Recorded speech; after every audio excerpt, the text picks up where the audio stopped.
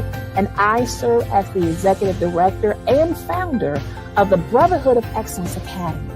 We're on a mission of ending fatherless generations by preparing males for empowerment, entrepreneurship, enrollment, enlistment, and employment. Under the empowerment segment of our mission, we have launched a broadcast called Teaching Boys and Raising Sons. Again, we have started a broadcast called Teaching Boys and Raising Sons. We're going to be interviewing mothers or fathers or even joint couples who are actually raising sons. In some instances, they may be raising sons now. They maybe have already raised their sons, and so they have the opportunity to reflect on how did they prepare them for manhood, or how did they have conversations about police brutality. Let's not forget George Floyd, and what kind of conversations did that take place within their household. We want to share what these parents, these mothers, these fathers have learned on their journey of raising sons. So Teaching Boys and Raising Sons, everybody can get something out of it. It might be a leadership nugget. It might be something that you have been really wanting to hear other people's thoughts and opinions about it. Again, we are super excited for the opportunity under our mission and one of the components of our mission is empowerment. And so we are so excited to be able to offer these empowerment segments under our broadcast, Teaching Boys and Raising Sons. Let's get started.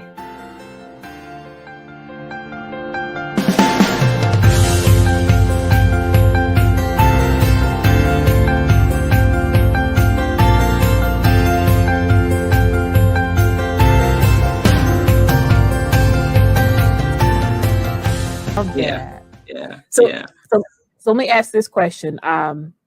Mistakes do happen in life, and we all make mistakes. So when your boys do make mistakes, how do you go about coaching them in terms of whether it be consequences or life lessons? What does that look like in terms of your home? So, I think some things that come to mind are definitely the severity of the mistake. So that severity then leads to, a conversation with me and my husband in terms of what the consequence needs to be for their mistake. But what we always do from the jump start is get their take on what happened. That's really been the cornerstone of how we operate as parents. We want to know their side. We want to know their perspective on things. We want to understand if they know they did something wrong or did someone else tell them they did something wrong. We also want to engage in that dialogue to be able to say, okay, well, if you had to do it over again, what would you do different? Or would you do anything different? And there are circumstances where they say, honestly, well, if this happened again, then I think I would do the same thing. And I hope I wouldn't get in trouble. So, there's instances where there are things that align with their value system that we then have to navigate. Okay, well, your intent was good and it was based on, the right thing. Maybe you were sticking up for a friend and you ended up getting in trouble for, being a part of something that you didn't necessarily need to be a part of, but you felt like you needed to, stick up for a friend. So we can have that conversation about, okay, what did you think was going on? Why do you think you got in trouble or made a mistake? And what will it look like next time? And that's usually how we start those conversations, just to get an idea of where they're coming from, because we think that's important. In a lot of instances when it comes to school or when it comes to, even, dealing with other children in the community, you get a lot of information from other people. Right. And I think me and my husband have been very cognizant of the fact that our children's voice is the voice that we care about the most. So, I could get a report from a teacher and I'm going to be concerned and I'm going to make sure that I follow up on it. But my first instinct is, what is your take on what happened? You tell me what happened. And then we can then decipher, okay, was there a misinterpretation? Did you really do something that you shouldn't have done?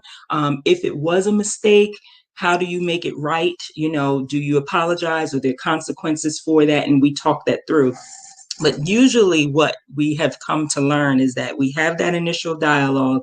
Me and my husband will have like a little powwow, like, okay, what do you think? All right, what are we going to do? And then we'll have a follow-up. Like if it's something that is severe enough that we feel consequences are necessary, then we have that follow-up and say, okay, Daddy and I just talked about this. This is what we think we're going to move forward with. And this is what we want you to learn from this circumstance so that you do something different next time. And, we let the chips fall where they may, depending on the circumstances. If there are consequences, of course, they're going to be upset, right? Of course, they're going to be upset. And that's where those boundaries come in line in terms of, we do understand and want to know your perspective, but wrong is wrong. And if there's something that needs to be corrected, as your parents, we have to stand that line and hold that boundary for you because we care about you. And that's always something that we reiterate, even when, it's something that is not the greatest of circumstances. We always kind of have this thing like, we wouldn't do it if we didn't love you. And,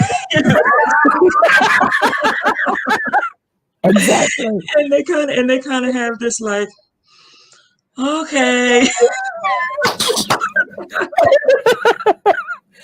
I love how you have, again, a system in place because you're still wanting to make sure that, and I love this part, you hear their side of the story, their voices matter.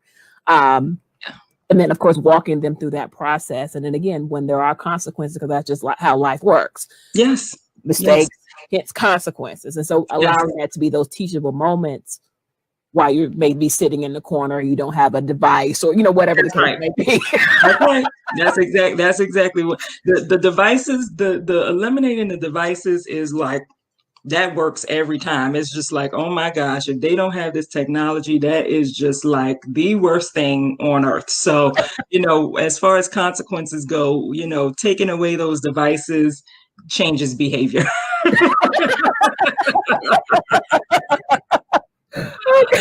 But I do also want to note that this has come through so much trial and error. And it's also come through a lot of learnings from our oldest son, right? So, he is 5 years older than my middle son. So we had 5 years of learning with him. We had his elementary experience, the first 5 years of, grade school. We understood and were able to learn how to navigate some of these challenges when it comes to those mistakes so that we can do better with the following two children. So in some respects, I feel like the younger two are also learning as my oldest son is, having these experiences, because we are very open in our household. So if something is happening to one of the children, everybody in the house knows about it. It's not like a behind the closed door secret conversation and we're trying to figure out what's going on. It's an open conversation because we feel like it's a learning experience for all of them. Mm-hmm. And, as long as there's nothing that, and thankfully we haven't had too many instances that have been, a challenge in terms of age appropriateness, with my oldest son versus the youngest. But, just simple things when it comes to navigating challenges with teachers or navigating challenges with, neighbors and friends. We're able to have those conversations in that dialogue, and each of them are they're tuning in and they're listening and they're learning all kind of together off of each other's experiences, which I think is also a really interesting dynamic to watch as well. I love that. It's a household of learning. Yes. So that, again, I think when I watched it, my brother and I, it's like, oh, he got punished for doing that. Let's try not to do that. Same concept. Yes, that's right. What happened with him. Oh, Yeah, Again, we'll all learn together. that's right. That's right. That's exactly how it goes. And it doesn't matter which one of them is part of the conversation. Everybody's ears are tuned. Mom and dad are now speaking. It's like, oh, okay, let's listen in. And it's so funny because they'll be playing or doing whatever they're doing, and you can see like their ears are like tuned, like they are listening. I love that. And then we have had instances that are so dynamic that, cross each of their, experience bases, especially when it comes to friends. That seems to be kind of the one universal thing that they all understand and can experience. So we have had instances where there might have been a big friend blowout with one of them that we were then able to translate and have larger conversations with everybody about friends and how do you navigate friendships and those type of things when it's a challenge. Absolutely.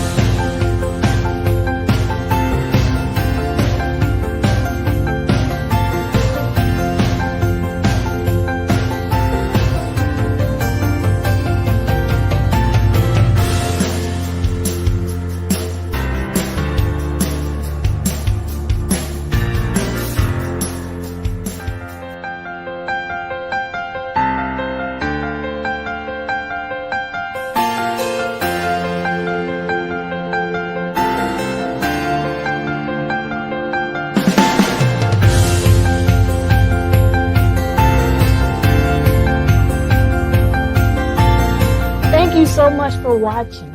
My name is Shamika Smith. I again serve as the Executive Director and founder of the Brotherhood of Excellence Academy. And again, thank you so much for taking the time to hear a tidbit, a word of wisdom, a leadership nugget from our broadcast, Teaching Boys and Raising Sons. If you want to know more about our organization, please take the opportunity to visit our website at www.brotherhoodofexcellenceacademy.org. Again, that's www.brotherhoodofexcellenceacademy.org. And also, if you're looking to donate to a 501c3 organization, please consider the Brotherhood of Excellence Academy.